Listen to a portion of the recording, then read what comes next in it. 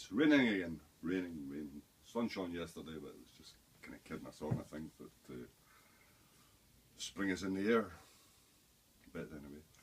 So I thought I'd run through a couple of things I was working on there over the past little while. This is, I don't know you remember it or not, but this was a bit of spruce root that is going to end up a thumbstick. And a very nice one too. As I said to you before, I normally take them down with this cutter fit to the mandrel and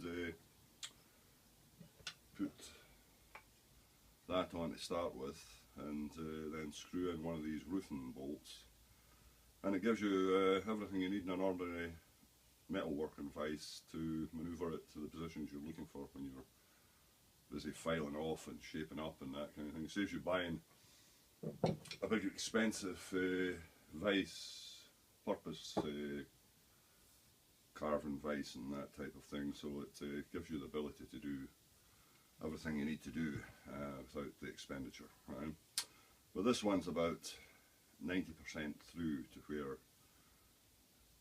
it's going to be. Just a lot of fine finishing and that to go on it now. This one I particularly like because it's got a lead on it. It's got that slight bend that actually gives the stick a lead when you're walking. And in a thumbstick, it should be able to, your thumb should be able to slip in and out. Not too easily, but certainly you don't want it jammed in there. Right? And it gives it's a natural shape to it, and it gives you a little lead when you're walking. It sticks gently in front of you instead of vertical. I'm not a big fan of vertical thumbsticks.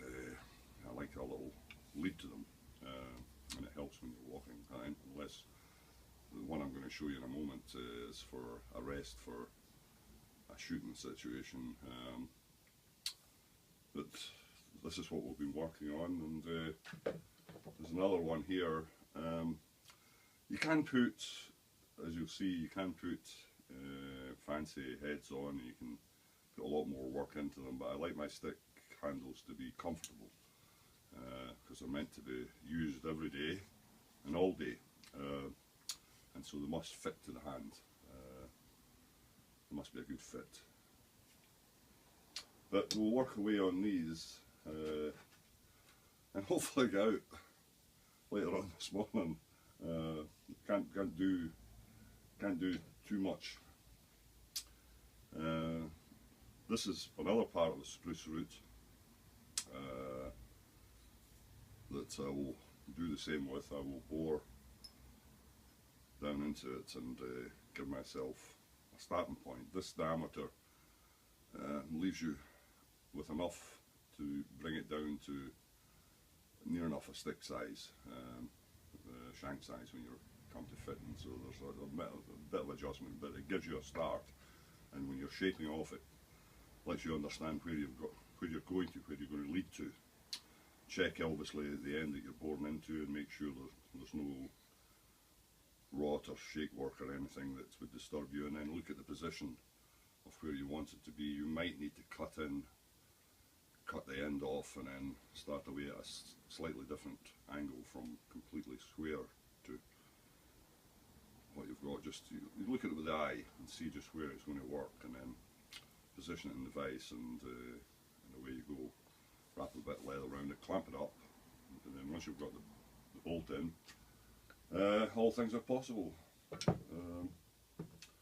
This one is just going to be a very light handle. This is going to be a trout. Well, it started away as a trout, and I made a bit of an error. What can you say? So we'll need to rethink this one. It had to be, I don't know what, we sometimes get things wrong. It's just the way of it. It's the fun of it, and that's this one in here is going to be, when I'm finished off, is going to be a complete thumb through job, and it will be shaped off, and it'll be nice, and I will create a slight grip situation into it. give you a quick look at this one. This one's a two-part I made ages ago, and this unscrews, and it's for a shooting situation. And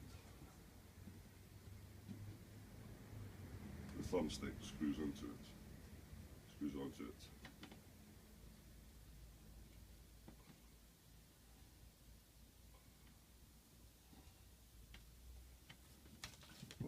Once we get it right, that is. I should have taken all that stuff off the end of it first. And then I put toggles on and that type of thing when I come to sell them, because it allows people to hang them up. Very few people have stick stands nowadays and that type of thing, so it allows them to hang them up. I wouldn't go as far to hang them over a radiator or that kind of thing, but if there, a lot of people like clean them off and bring them in the house, and so it's good for that. It gives them something to keep it up out of the way, keep the dog from chewing it too. That's the other thing.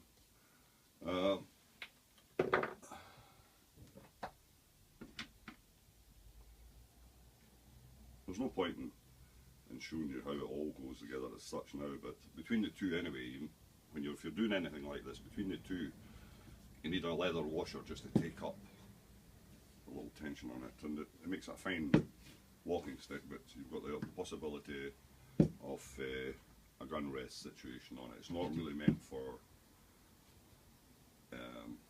proper thumbstick situation. This one is a wading pole that I've made for somebody. As you can see, it's an extremely strong bit of business. It's got I should put the head on, and it gives you a general feel for its thing. It worked out quite nicely. Not any great detail as such, but wading stick. You need a lanyard. You need a good strong attachment to make sure that it doesn't get away from you, and there's a good grip situation, and it's also got the on the end for getting a grip in the bottom of a river or a stream or whatever, right? And the lanyard goes up over your arm. So that's another one. So the other thing I was going to say to you was the blackthorn situation, that you don't actually end up with it black. This is a bit of blackthorn I peeled. If you want blackthorn to be black, there are times that it will work for you, but in general it doesn't seem to. Personally, I get mine black with blackboard paint. I find that this is blackboard paint, water-based, gives you a good finish, and varnished up. You could call it cheating, but it looks good. It looks good. I mean, that's another bit of Norway spruce with a bit of rhododendron handle, but it's all painted black, and I put a grip, raffia type, string type grip on it, wrapped round, and given a coat of wood glue, just watered down by just put wood glue on, PVA glue as it is. Let it dry off, put a couple of coats of that on it, and it welds the whole thing together. And then once the varnish goes on, it's fine at that, and it gives you just that little bit of grip, which is handy at times. And if you find it a little bit rough, you can just give it a fine sand and that, a little bit of that, like, it works fine. But it was just, I thought I'd do a little bit of camera. keep my hand in kind of.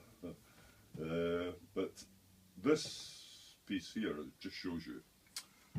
I probably won't come to anything, but this is a piece of elder, from the elderberry, from the root situation, and I've cut it and shaped it, and whether it'll end up with it, I've never used elder. I don't find it a wood that's that type of thing. It's no structure really to it as such, but we'll see. We'll see. You can cut it away and see how it goes. Like, you know, but we'll work away on these today, and well, the rain's still on anyway. But we're getting to the time of year really when we wouldn't be cutting much beyond February, the end of February. I don't like doing it unless it's a particular stick that you know it's you must have kind of thing. But after February, I tend to let things go because if I've not collected everything I need by then it's really too late. But everything's starting to bud up and start to come along, and the sap's starting to rise, and things are wanting to grow. And I'm not a big fan of chopping bits off them when the sap's starting to pull up the way. It's not good for it. I don't think we'd like somebody to come along and chop our arm off, and you know. So I tend to leave it at that. But anyway, that's just a little taster. Hope you found it interesting. And we'll catch you again.